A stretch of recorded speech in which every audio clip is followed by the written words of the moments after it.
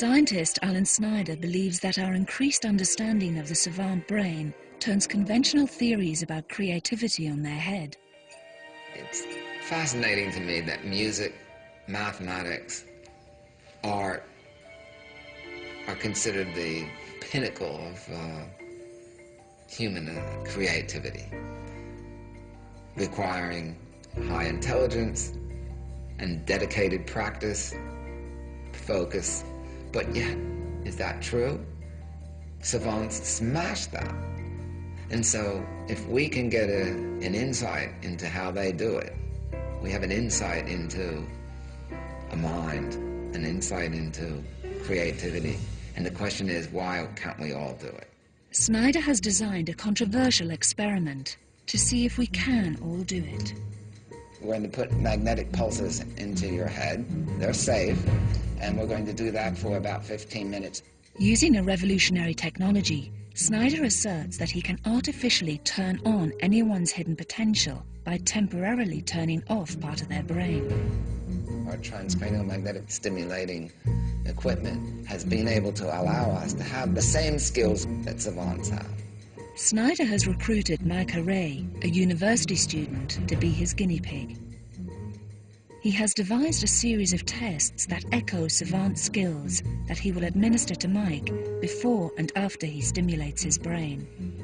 First up is a drawing test. What we'd like you to do, Mike, is to draw from memory your version of a horse.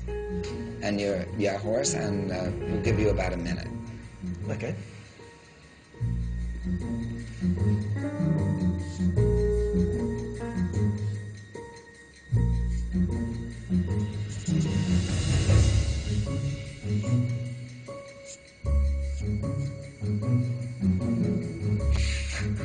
Yes. That's fine. Thank you, Mike. In the next test, Snyder asks his subject to repeatedly read a familiar proverb. A bird in the hand is worth two in the bush.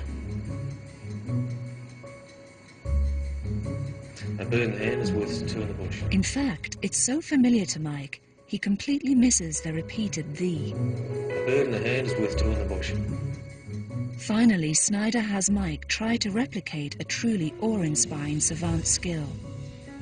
There's a scene in Rain Man where a box of toothpicks are dropped on the floor, and instantly the savant guesses the number. 180. Mike has 1.5 seconds to count a mass of projected dots. 160. It seems an impossible task. 100. But now Snyder is going to try to unleash his subject's inner savant. Now what we're going to do is we're going to put the magnet on your skull, just where we measured before. Okay. And let me tell you, it is very possible that you'll feel your teeth clenching together. What I suggest you do is you hold them tight. Okay. So, I'm just going to hold your head. Okay, now we're going to do this for 15 minutes. And I want you to try to hold still, don't move. That's why we have the chin rest. How do you feel? I feel fine. Well, you do feel the clenching. It actually feels like there's like a small pressure below. Like a ballpoint point. Yeah, surprisingly. Ballpoint hammer, some people say. Yeah. Well, Mike, the good news is that you're participating in a truly frontier experiment.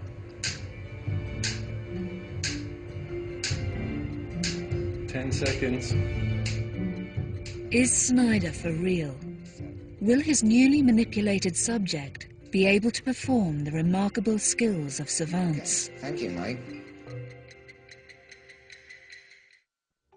Watching exactly the spot in the brain they're targeting. For the past 15 minutes, Alan Snyder has been shooting magnetic pulses directly into the brain of his willing subject. Okay, first of all, Mike, how do you feel? I feel pretty good, yeah. Okay, we're going to talk about that more later, but before we do, What I'd like you to do is participate again in the reading of the Proverbs that you did before. A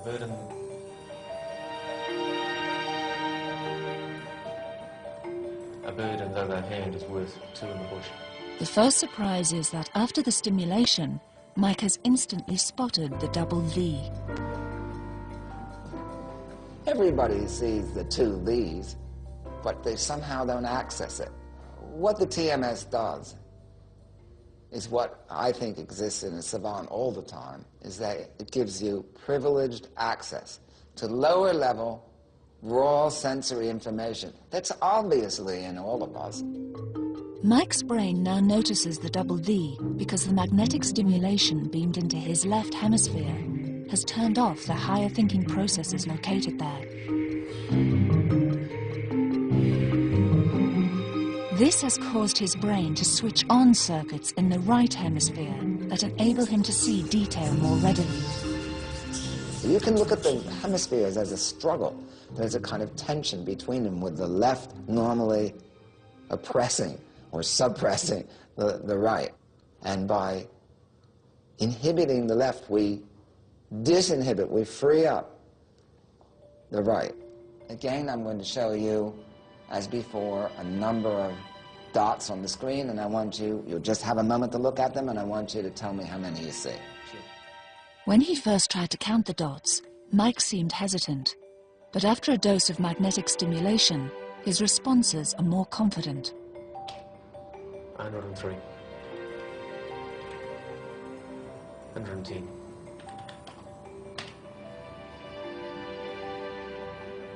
62. Okay, so before the transcranial magnetic stimulation, you got 2 out of 20. Right. Which is very typical. Yeah. That's about what most people get. But in your case, quite astonishingly, after TMS, you got 8 out of 20, which is better than our average. Excellent. And when Mike draws the horse, he seems to do it with a lot more flair. You seem to have a completely different schema, whereas before you concentrated on the bold outlines. In each task, Mike exhibits a noticeable improvement, as Snyder has found in 40% of his subjects.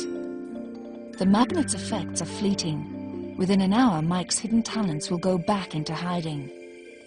But Snyder is not shying away from his ambitions.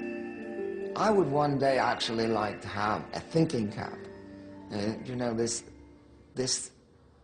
device that allows us to go against our evolutionary makeup, allows us to become literal, but a better way to say it, allow us to get rid of our prejudices just for a moment.